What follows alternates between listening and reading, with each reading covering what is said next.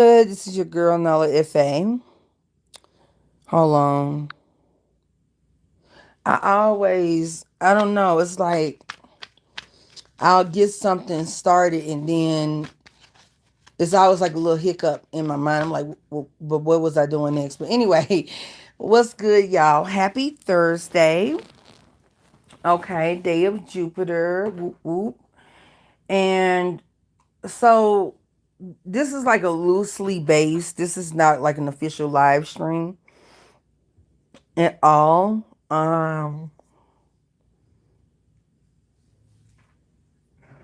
Where's my charcoal? Bear with me a moment. Like, look at this as like an unofficial, poorly engineered ASMR.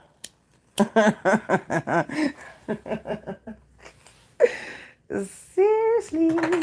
Okay, where's my... Uh-huh. Where... Okay. So we're just going to have to do this. You can fast forward ahead if you want to. I'm just... Oh, no. Okay, I'll do a little bit of this. Okay, I will do a little bit of... Just a little bit, a smidge. Yes. Spiritual protection. I'm doing a rosemary blend with an oud incense. Let me see if I can flip. Don't ask me how I come up with this shit, but you know what? Hold up. Do I want to share my blend with you? Do I want to? You know, okay. If after today you see someone, I don't care if they're in another country, I don't care what language they speak, the interwebs with the CGI, and I am, not CGI. If you are on Nala-Ife Talks live here on YouTube, Rainbow Casted Circle, okay? We're not CGI. At least this is not the CGI version of me. So I don't know, bitch. I might have something out there. I don't know. Anyway, I'm burning right now rosemary leaves on a charcoal disc. And I'm mixing the rosemary, the dried rosemary, with a bakor incense. Okay. So I'm going to show you guys. Let's see if you can see this right here. With the rosemary leaves. Okay. Yes. Okay. It's pretty unique kind of blend and serves a couple of different purposes. Okay. So anywho, as I go over what my musings are as it relates to what I was speaking about with you guys like last night about the thing that came to me while I was doing the birth chart about the North Node and South Node. And shout out to the volunteer who helped me with or who we bounced information off of each other. So, okay, this is a thought. Okay, it's not an answer. I could be 100% wrong, but the way my mind is, sometimes I have to look at things and like I see it first in my head or in my vision as like a 3D or, like an animation, right? So that I can see it from each side. And I kind of apply that to a lot of circumstances, okay? Which helps me ask questions, if that makes any sense. So if you're in sales, for instance, or if you do any type of detective, or if you are an investigative mind, I think you would be able to appreciate what I'm saying. But it's like I make it an animation in my mind. And I look at what is visible to me. Anything is what's visible to me. And I come up with different ways it could present itself if it was the other side, or if there were other variables, okay? And this is why I say it helps you with asking questions, because if you know how to ask the right question, you get the answer to the missing pieces of the puzzle. Midnight Rider, if you're going to be disrespectful at all, and I'm going to ask that okay, there's a couple of things here. If you've been following me, Midnight Rider, then you know that I generally look down at the comments to shout everyone out, right?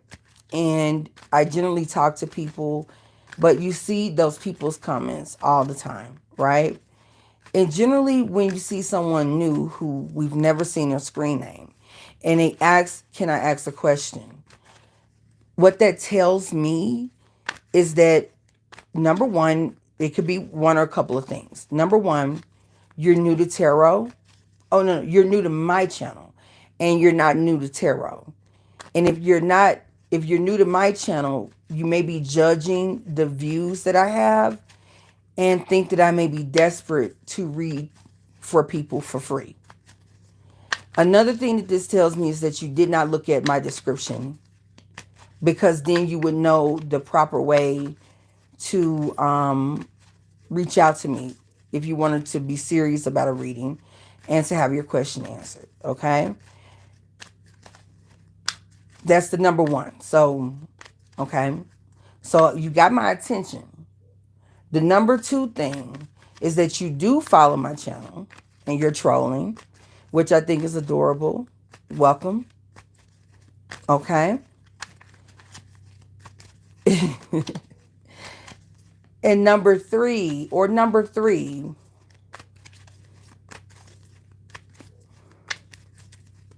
you are a pawn for someone who watches my channel. Okay? So, that's how I receive you. So, it didn't matter what question you have. Understand that that's in the way of me even answering the question that you may have. Because even if you playing, you still got a question, because you wouldn't be here. Right?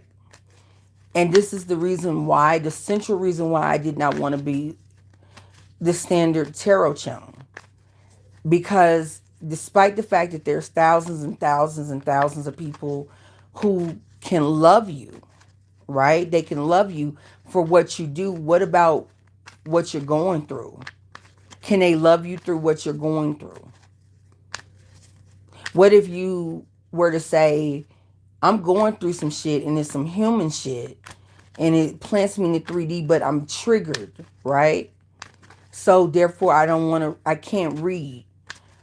But I have made a living off of making videos with the same people who love you when you are producing the product, love you through your situation, and trust that you will return to stasis, or would they invest in your evolution. I think like that. I always think about things from every perspective. And mind you, it's 10 different ways that you could be coming in. You could be foreign. And when you see that, again, tarot channels, there could be a language gap. And this is the way that you interact with English tarot readers. That could be a perspective too, right? So, yeah, you're new here. Exactly. So, the first thing first, Midnight Rider, I'm not eating you up. I'm doing what I do. This is my job. Midnight Rider, my name is Nala-Ife. I like to be greeted as Nala. Okay, so when you come into my room or anyone's room for that matter, and you want attention, the best way to do it is by greeting and addressing the speaker directly, maybe sitting back and listening to the topic of subject, and then seeing if it's appropriate to ask the question. And so again, don't judge my views by by anything. You probably need to understand something. This is very important for not just you but other people. The people who watch me, though it may not be as many as some of your very popular tarot readers, and trust me, tarot readers who speak other languages are actually more popular than English speaking tarot readers. If you look at tarot readers who speak only Spanish, or tarot readers that speak only Hindi languages, or speak other languages, French, well, not so much French, but Spanish, Portuguese, or speak an Oriental language, Far Eastern language in Asia, or speak a Muslim, a language to where you would ascribe the language to a country that may house people who are of the Muslim faith. They actually get more views and have more subscribers per channel. So understand that. Don't get tricked by numbers. That's the first thing. The second thing is that if you understood the people who actually watch me, then you would understand who I am, and you would be embarrassed that you tried to play me and you played yourself. And I'm not even mad at you. Trust me, anything that you feel is going to be something you feel on your own. If you knew who watched me, you would be embarrassed and probably thankful that you don't have your real picture up where people could easily identify you on social media, because you would not want to be attached to the sin of interrupting my reading and not giving me the proper salutation or respect to the channel. Okay? If you were following me, you would also know the quality of mind and how I speak. Okay? And you probably wouldn't have done that either. So this exercise that your spirit guides brought you through was to humble you and open your mind, because whatever you're tripping about got you out here treating people like they're Autobots, and you're not obviously putting money in their bank. So therefore, whatever you're going through in life, where people treat you like you owe them something and you don't owe them anything. If anything, you've given them more than they've gave you back. If you're experiencing that in life, how dare you come to me, not check out the scene, and make sure you put a quarter in my coin purse. You see how that works? You see what that is? You see what I mean? How sometimes let me hit this little piece of this L before I move on. I'm not going off on you, but I want you to understand that in this matrix that you're trying to figure out through your love life, or through your money situation, or through the fuck ups that you make in life, like we all do, you've lost your goddamn mind and came in here and tried to ask my ancestors to assist me in whatever question that it is that you have for motherfucking free. And didn't even give me the payment of respect and salutation, or in knowing what I do. You see how that work? You see how that work? So Midnight Rider, I bid you adieu, okay? And make sure you know, don't let the door hit you where the good Lord split you, okay?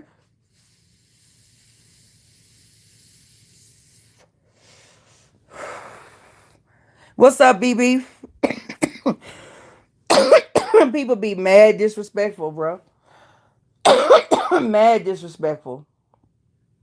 And then when you know what I'm saying, and when you get them together, You giving them gems like to live by and even solve the issue that brought their ass in here in the first place. And they still can't stand the heat. Fuck out the kitchen. All right. Let's go ahead and get started. This is your girl Nala-Ife, and this is Nala-Ife Talks Live. Okay. I love y'all. Maybe, for those who listen back, that'll help you get somebody together. And I showed you in the steps and the ways that you can acknowledge someone had you fucked up. Okay. So that's just some classic shit. Okay.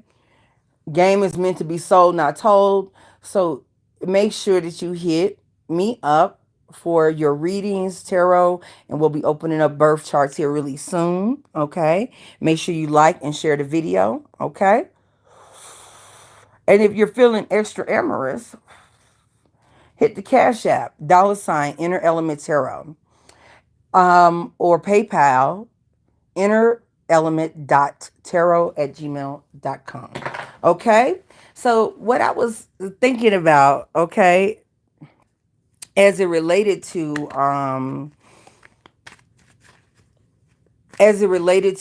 the South Node and the North Node, and when I was bouncing ideas back and forth with a supporter of the channel, we were we were coming up with different, they come from a different perspective. They know about astrology, but they may not be into astrology, or they could be. It ain't nothing wrong with keeping a little trick up your sleeve, okay, or keeping an ace in your back pocket. But the way that I was thinking about this South Node, North Node direction as it relates to astrology, and releasing or facing one's karma in their lifetime, which could be represented by what you brought in through your South Node. And as you develop or as you grow, you then are, I guess, according to maybe what I understand, traditional astrology will, as it relates to the North Node placement, you are to travel towards the North Node, right? But then I questioned that. And someone said, well, I mean, the person I was speaking with, they correlated the North Node just like I've heard it before. But they reminded me, well, the North Node is associated with destiny. Okay, so destiny, like a destiny point, or you know what I'm saying? Like you're getting, again, this could be a life purpose reading if we're talking a reading that's done by a practitioner who is of a different faith. Okay. Um, or whatnot, right? That may be ATR based. And that reminded me of something when she said the word destiny. And I said, well, what I understand about words, because you guys know if you are a person with strong mercurial energy, you naturally have the ability to be a wordsmith. If you saw my community feed, that's what I meant by triple entendre. And that's what I meant about in the video when I spoke about the angel particle. Okay. I know that I spoke about how I could say one word or a phrase and it means 10 different things, right? Depending on who's listening and who's also aware of the hidden meaning, or the meaning that is shrouded in academia or shrouded in a subject that the mass or populace isn't up on. Okay. And this doesn't mean that this isn't exclusive to money. This is, on some level, can be exclusive to interest. It can be just so happen that people who have money, because if it's old money, especially, or you get used to the money, you want to find other ways to climb and have some sort of awareness of experience. So that may drive you, since you have a lot of your earthly worries as far as living is pretty much handled, it may push you, if you got there as an artist, to then become, a savant in other areas. And so a lot of times knowledge like this is associated with wealth because of the fact that people with a certain amount of wealth have access to certain academic studies and or access to people who pose new ideas and or theories that help enrich one's understanding about their life and maybe their purpose, right? So in other words, as could mean 10 different things, okay? As could be the code of a Navy ship, ASS, you know? It could be the Audrey SS, okay? And only people who know about that know what that means, right? Um, as is also associated with certain types of animals that are land-based animals that could have been even reptilian or extinct, as also is associated with a certain type of liver function for certain people of a certain bloodline, which attributes to a certain type of hue that they give off of their skin or an undertone. Okay. So that's what I mean by the triple entendre. Okay. How well can your mind or your awareness or your intuition take something that means three things or two things and expand it to see the other parallels that exist within the reality of that word and or that phrase, if that makes any sense. And so that's funny because in talking about the north, you know, and south node,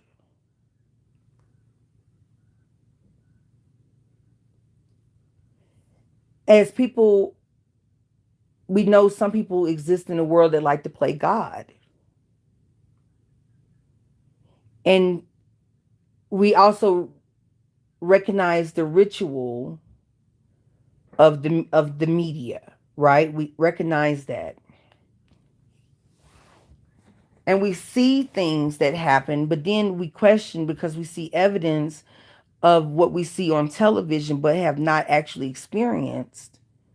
Could very well be a form of CGI because technology has gotten us there to where I saw today on a fellow on one of my peers page the phenomenon via a TED talk, and I can't remember the guy's name that was conducting the TED talk. Basically, well, I'm not going to go into what is used because that's going to be for you to expand on. But with just a few things, animation has arrived to a place to where you could be, or your likeness can be in several different places at different times, speaking a message. Okay. And the art that I find of music or rap or hip hop is that where you can't be at the time, you can speak to those people wherever it is that you are. You can speak about what it is that you envision. And just by the cleverness and skill that is being employed, gain the attention of people to help you meet the ends of what it is that you want if they have that commonality. They have something in common with that idea. Or that's one way. Or you can speak to people who understand you, who cared enough to study you to understand you. Some people study you to because they can't stand you.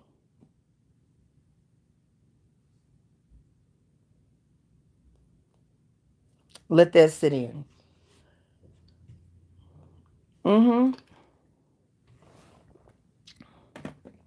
Or shall I say they can't stand next to you? Or so they think. And the resentment is why they can't stand next to you?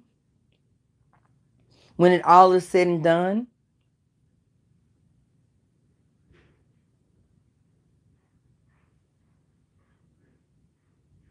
Because you're not saying it, but you're sometimes forced to say it. So that people then challenge themselves to see that there's likeness there the whole time, and the unspoken resentments actually hold no merit, right? Now, how can we take that idea right there and infuse that with what it is that we're carrying forth from our ancestors, that wisdom? And as our third eye becomes clear and clear and clearer, how can we take these perspectives and enrich our individual life and the quality of that life? Because we got people out here who've had everything, lost everything, got everything back, and still didn't feel anything. We got people out here who lost everything, gained just a little bit back, but they're wealthier because they're actually in the present. They actually live their life without apathy. Their world, their existence exists in two ways for them. They challenge their apathy, or they don't have time for apathy, because everything that they perceive that they're connected to deserves its attention. And in that, they get attention, and it's a safe space that they actually enjoy their days. Even as the world tells them that they're lower middle class, the richness of the quality of their life, especially if it doesn't contain a lot of crime and people are relatively healthy, the richness of that person's life experience is worth the trillions of dollars that are being fundraised, right, by people who are very wealthy, who, no matter how much money they have, they can't buy or sell, not even two for a dollar. Shout out to Tony Baker. Their apathy. No one wants it. And that apathy comes from feeling dead inside, or finally looking in the mirror and not even seeing your image, but that image of what you're attached to. And it's so deep and it's so unresolved, lifetime through lifetime through lifetime, that apathy is now programmed into the synapses from birth. That even if the most beautiful thing were to present itself in front of this version of I guess human being, the weight of the guilt per their birth, right, gives them no room to breathe. Like, how you gonna breathe with no air? Chris Brown, you know what I'm saying? Gives them no room to breathe, to where they can even have the genetic sequencing that releases in the proper way, or within a balance. I won't say proper, within a balanced way that upholds the human heart. They can't even release dopamine or serotonin or oxytocin with loving stimuli. They only get that stimuli or that release of natural substance from that of violence, because it's the only thing that jolts their mind. You understand? Because they get a pleasure out of that. And I'm talking about psychopaths on a much higher scale. They get pleasure from that because that's the only thing they can feel. Because they're interbred or interbred, and the breed from which they come from is responsible for some of the most heinous atrocities on purpose that the world has ever seen. So they're carrying that from their ancestors. This is why, even though it was watered down and placed into what we know today as the Bible, you can notice this quote anywhere in any religion or culture or beliefs that are regional to a specific culture. You will see the understanding, right?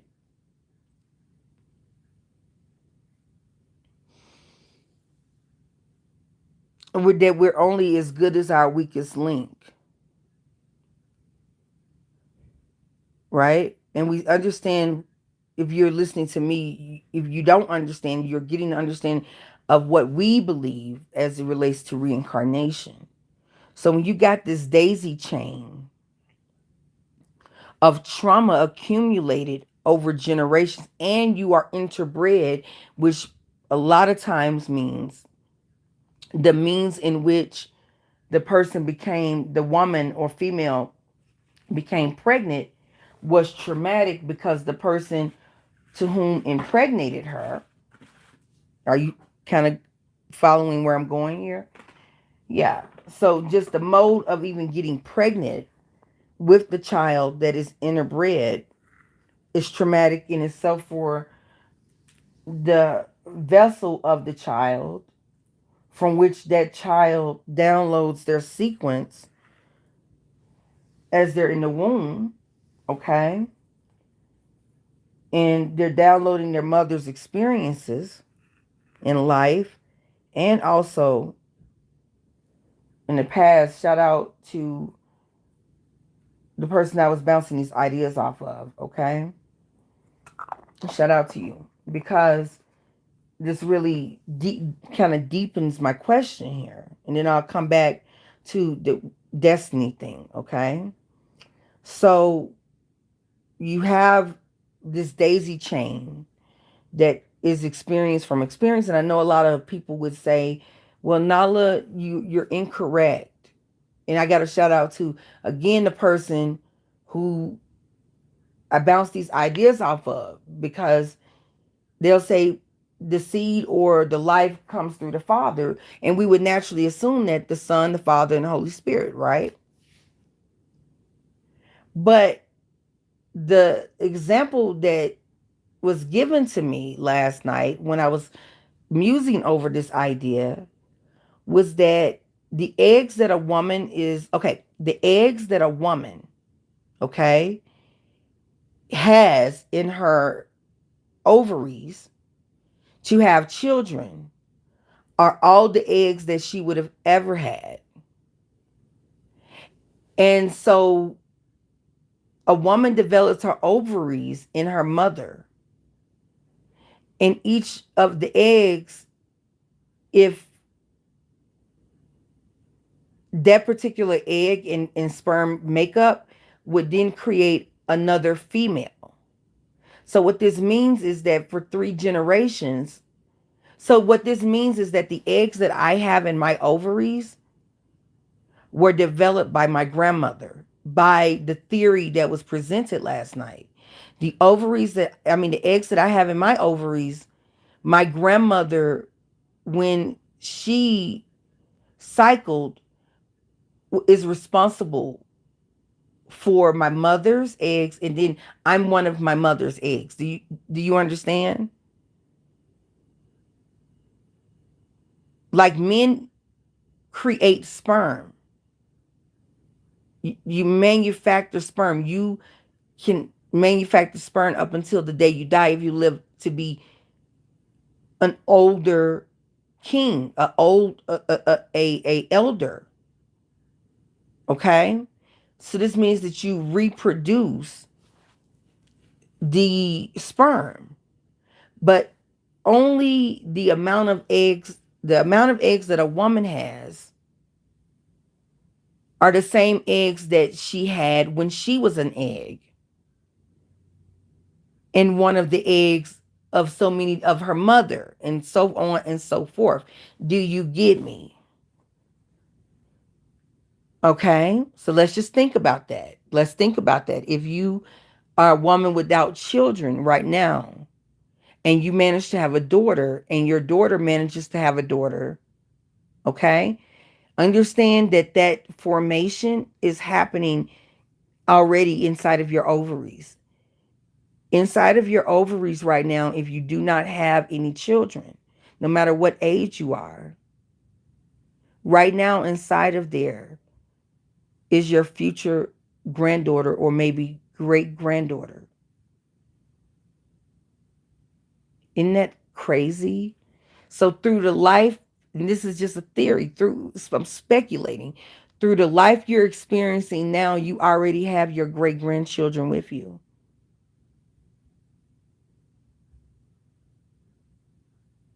That's pretty miraculous, to say the least. And some people say, well, why study things so small? Think about this, what I just said.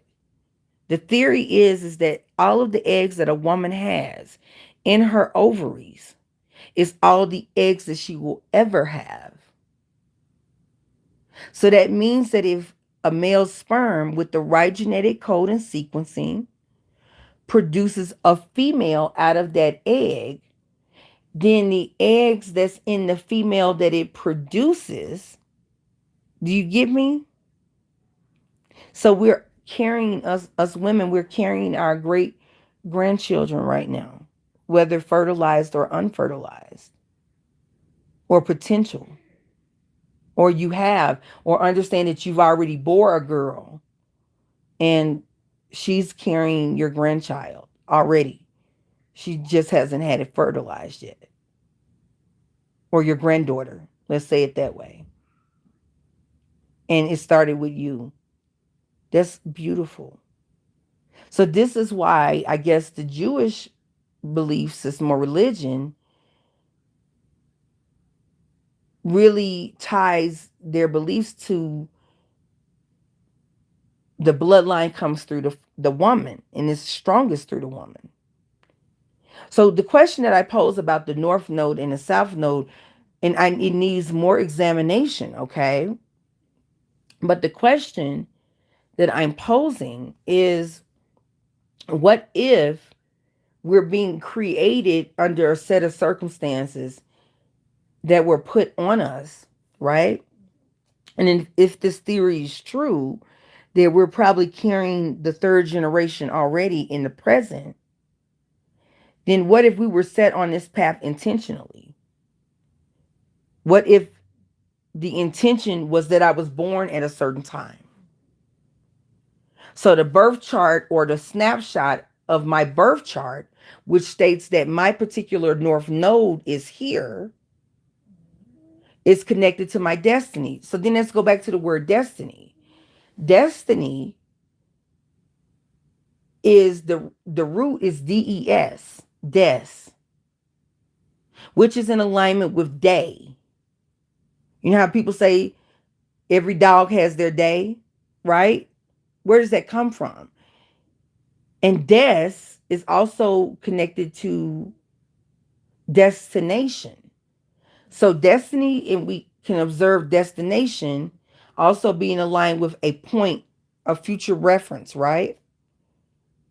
But what if, again, the direction, the conditions, the environment are responsible agents for one to have met up with certain people, gotten pregnant at a certain time, experienced a certain type of life, and that is being controlled from is being set off by people who understand these practices a little bit more scientifically and they're putting in place.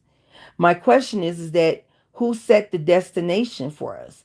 Because if we just talk about my community, the Black community, mixed up with a wellspring of different cultures, Aboriginal, and also brought in through different institutions. And I say institutions because different crowns paid for the transatlantic. And this is not to be racial, I'm just making a scientific point.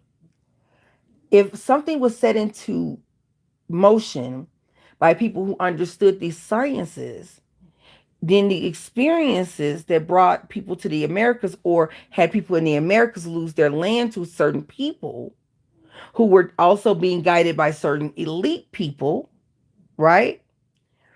Who's to say that when I was born, if it wasn't of natural design, and we have been able to see examples of social engineering, my birth isn't socially engineered around the environment that influenced my parents and my mother, who already had me in mind, and my daughter potentially in the future in mind, whether she was conscious enough about it, in her eggs. You see what I'm saying? And so when I was born, my North Node was then attached to the time I was born as far as the house, but the day I was born. And this is where I'm going to get into designer babies.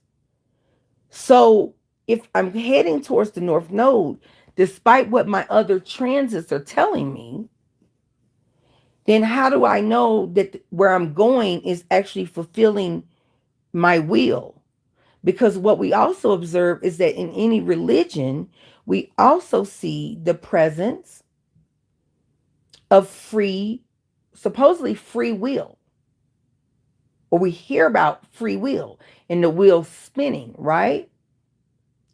So if we have free will, why are we associating a destiny and a destination to being ascension?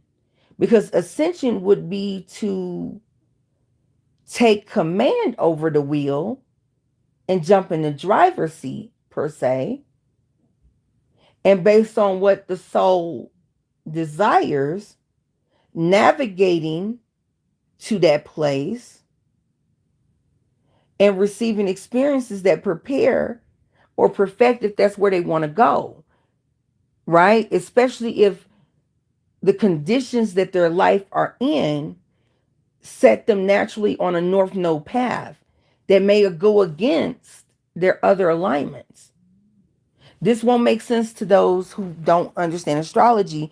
And again, I'm willing to be naive, but what I'm saying is that what if we understand what the elites are and how they socially engineer, then what if certain births are projected per conditions and per the person, and that those destinations that are created at birth in the time of birth and the North Node that we're trying to follow is attached to a descent.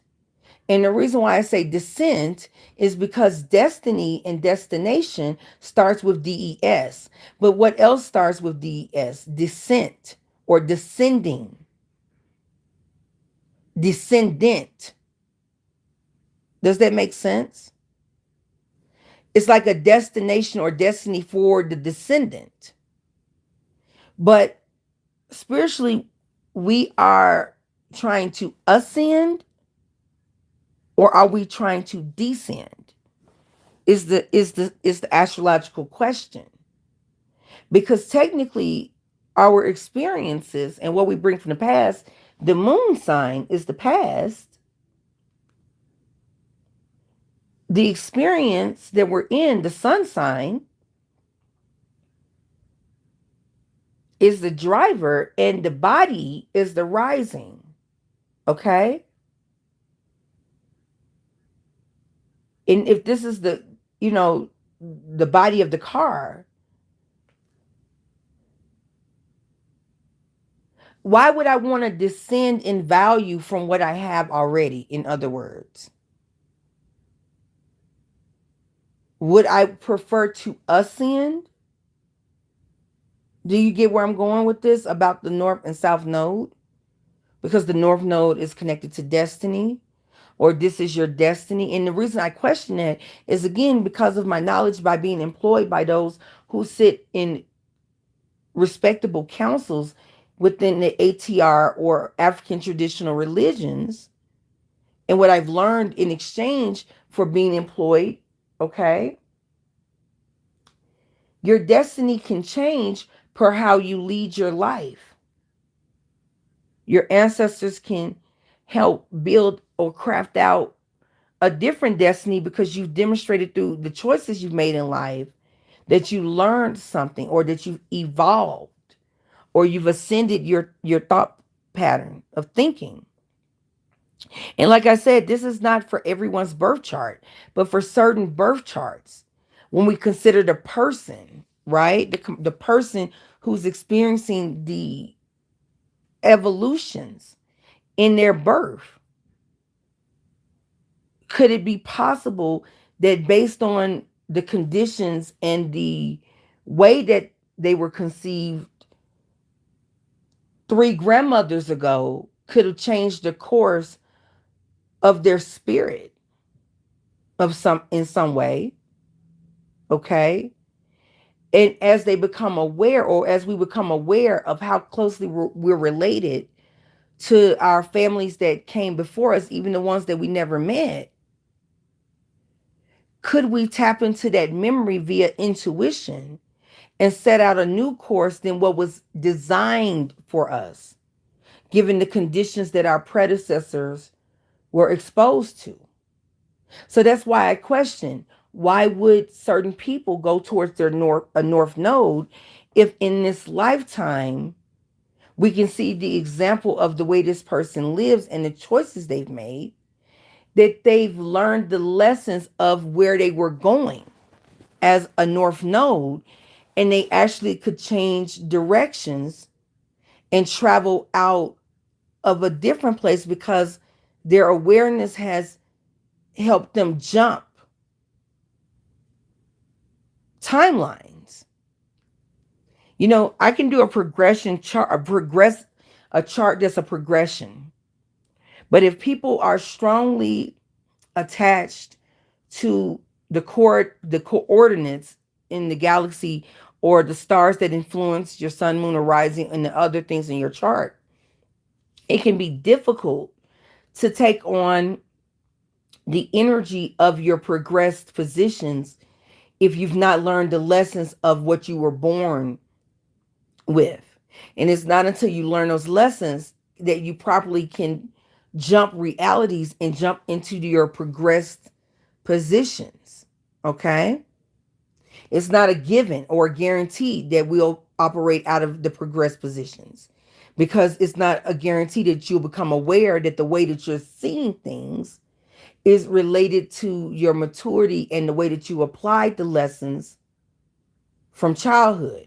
Nor is the average person asking if they perceive the world different than they did as a child, and why. They're saying, no, it's because I'm mature, I'm older. No, there's older people who is ignorant as fuck. Okay, they ignorant than a bitch. So why they not progressed? You know what I'm saying? Is it the circumstances, the conditions, and the fact that they still have children? So the children, their destinations are preset with the female. And if the female's going a certain direction, then how can we not think that that may not affect the 3 generations she's carrying in her ovaries? And if it does, then that could set in motion a spiral. And on that particular birth chart of that person, as they're going towards their north node, they are going into purgatory, like a spiritual holding space, once they pass from this life, to cleanse of everything that's attached to them that are considered like generational curses by trauma induced over lifetimes. How can we not be sure that that's a holding pattern when they may be able to deal with the trauma that they've endured and that the other generations that predate them endured, and change course to then take control over their individual experience within this collective galaxy to transverse new skies that are more favorable to the person that they've become, because they're finally in balance with the universe, instead of going into a holding space and possibly being a battery or being used as gasolina for those who control this matrix and not for their own consciousness. I know that this is deep. I know that this is deep, deep, deep, but play it back as many times as you need to. And what did you say there? Is that possible? Why black grandmamas tell their daughter that their children are theirs? Exactly. Exactly. That's like an unknowing reason. Why? Unknowingly.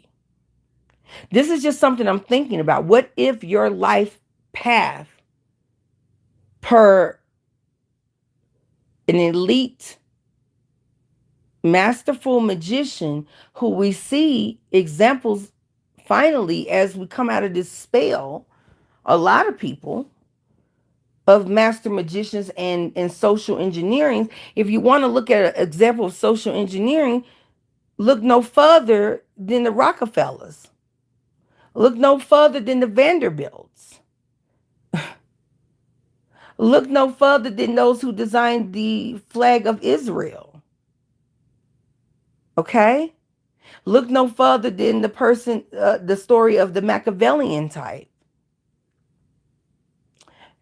But it would be in those type of energies' best interest that people never woke up and understood that maybe, just maybe, due to advanced cosmic astrology study and proven measurements, that they astrologically affected groups of people in certain ways, so that the descendants of those people wouldn't actually ascend and take control of their own life and their death, but instead naturally went into an artificial light via the North Node that's being attended to with a birth chart, unknowingly is subconsciously programmed to go towards that North Node to continue to be a battery in a system. And it's not about breaking the matrix, it's about